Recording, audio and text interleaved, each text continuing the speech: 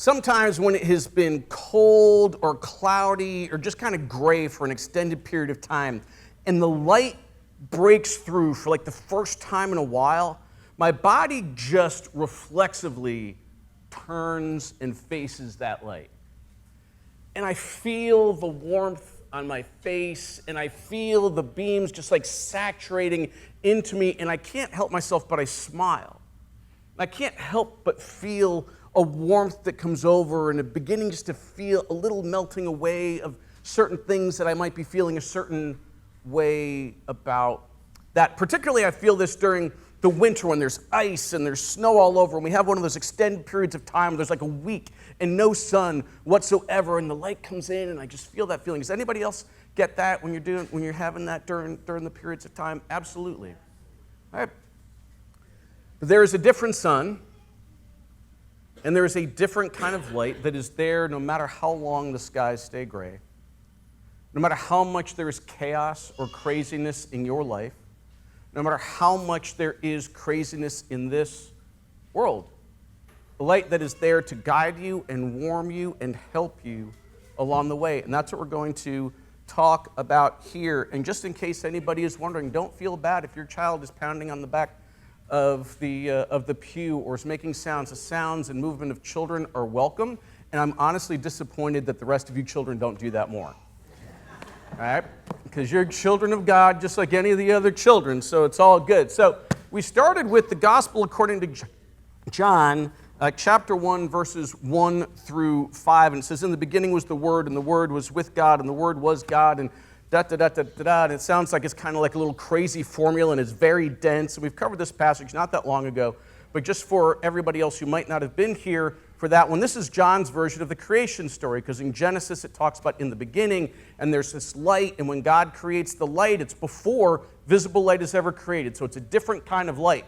So John's building off of that and saying, in the beginning was the Word. Okay, what's the Word? So Jesus is the Word. So Del, if you put this up. So in the beginning was Jesus, and Jesus was with God, and Jesus was God. Then it talks more about and through and with and all that kind of stuff. The main point of this is that Jesus was there at the beginning. God didn't create Jesus. Jesus was there all at the same time. And then when it was time for God to appear in a different form, Jesus came down in the flesh, which is the unique claim of Christianity. The Word exists in other forms, right? The printed Word. This is the Word. There are other forms of the Word as well. But Jesus is the unique form of the Word in the flesh. And it says here, and He was the life and the light of all people. Right? This is not your typical light. This isn't the light that I was talking about with the sun beating down on me and all this kind of stuff. This is a light that shines in the midst of the chaos and craziness. And unfortunately, over history, this has become translated as darkness. And I could have taken the word darkness out of there, but I didn't, because it is important for us to understand that sometimes some words that can be hurtful to some people aren't even the original translations of the word. What this meant was the deep darkness of the sea, the craziness, the chaos, the places that were scary, the cruelty of the world, the chaos, and all that kind of stuff. And one of the things that I think is important for you to see here, and the darkness this is the actual translation. Some says, and the darkness did not overcome it, right? It says here, the darkness did not even understand it. Thank you, Del. Now, what does that mean? When things are crazy, when there's chaos and evil in the world, the reason that love will win is because evil doesn't understand love. The chaos doesn't understand the organizing principles of Jesus' teachings to us. People think it sounds crazy, right? Doesn't understand it. Love your enemies? What kind of crazy talk is that? Right?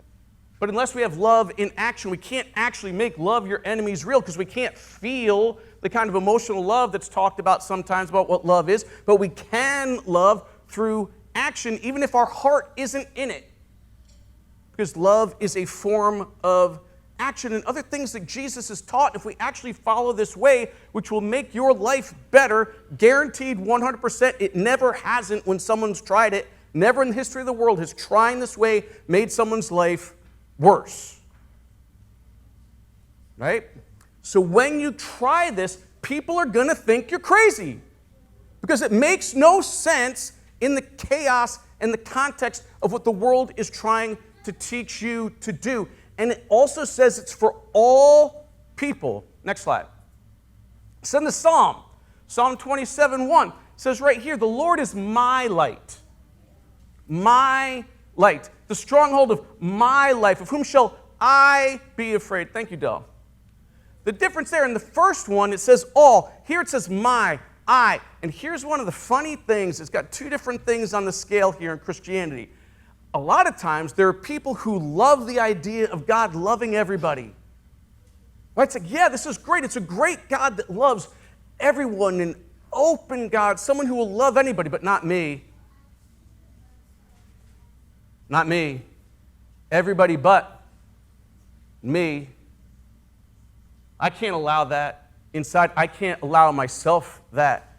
Grace, I'm glad God's there for everybody when things are difficult, but God can't love me. That light's not for me. But that light is for every single one of you, because you are a child of God, you are loved, and you're part of all. You're part of all, but sometimes we think of all, but all except me. But it's clear in the scriptures that it is for everybody, and that everybody includes every single one of you. The faith doesn't work if you believe it's for everybody else except you. And then there's another form of Christianity that says, yes, it's for us, but it's not for them. So it's crazy. One is like, yes, it's for everybody, but not for me. And another is like, yes, it's for us, but it's not for anybody else. It is for everybody, and it is for you. And then in the passage from John, I am the light of the world. Whoever follows me will never walk in that chaos and evil, but will have the light of life. Thank you, Del. Now, one of the funky things is, if you don't believe that this light is for you, you can't follow it. If you don't believe the light is for you, if you don't believe Jesus is for you, if you don't believe God is for you, it is much harder to follow that way. But that way is for you. And if you turn to that light, then that sun and that light will be there for you. And that feeling that you feel when you turn to that light with the sun that is out there in the solar system, where you feel that joy, where you feel that warmth, where you feel that melting away like you do sometimes in the winter time, will be there for you, but for your spirit and for your soul and for your acting in life. And I just want to leave you with kind of an image that I hopefully will stick to drive this point home. Some of you, like me, like to ice skate. And one of the great ice skating places we have is right across the street in Philly Park, right? On Philly Pond. It's a great place to skate. And if any of you don't know how to skate, we have skates here at the church that my family collected over a period of years when we did our own ice skating rink in front of our house. And we have them from for ages 6 months to size 12 men's shoes. And if you want to learn to skate when it freezes again, hopefully it freezes again this year, then you will be able to learn to skate with us. Or if you know how to skate and just need skates, we will get them for you so that you can do that. But some of us also go at night. Now, that's not explicitly allowed, right? But there's plenty of light, it's safe, so we go out there. And one time I was out there with a friend, and we were sitting there, and all of a sudden a light caught my eye, and I just happened to look over it, and it was the moon right over the pinpoint of that gazebo, which is over there now completed, but at the time during the winter it wasn't completed. And there's something about it that just struck me, and I kept looking at it, and looked closer and closer at it. I'm like, what is it about this that is drawing my attention? And it's the fact that all of the other sides were coated in snow and ice. Coated in snow and ice. One side wasn't. Anybody want to venture a guess why? Because it's facing the light.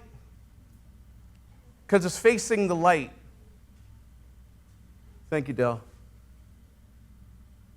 When you're not facing the light, you might not even be aware, because it's become such a permanent part of you, that the ice and the snow and the craziness is covering your eyes and making it harder to see. When you face the light, that ice and snow can go away and you can see more clearly, and that light will guide you where you need to go.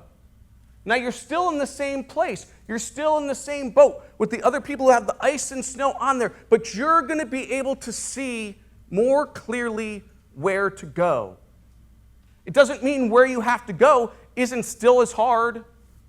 It doesn't mean that the world has gotten any easier in the world's context itself. It's just that you're going to have a light that shows you where to go as opposed to having to guess, because all of that ice and all of that snow and all the scales that are on your eyes will be melted away by that light.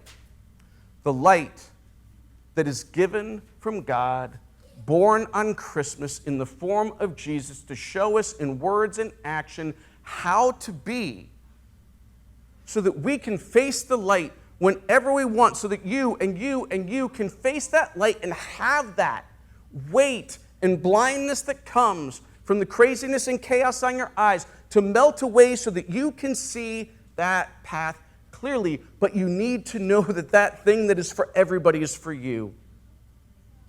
And then once you know that is for you, it is up to you. The light is there. It is up to you to turn to that light and to face that light. And you will feel the warmth. You will feel the warmth. And you'll feel it melting into you, and you will have it be able to guide your way through the chaos and the craziness. And then if each of us do that, what is going to happen is then that light is going to reflect off of us. And those people who face us and look at us, for them, the ice and snow will melt off of their eyes, and they will be facing the light, even though they don't know they're looking at it yet, and say, "What's that?" And that will send a ripple of light from here, from you, throughout this community, throughout wherever you are. And from there, I don't know where it will go, because then it's in God's hands. And once it's in God's hands, it can go anywhere.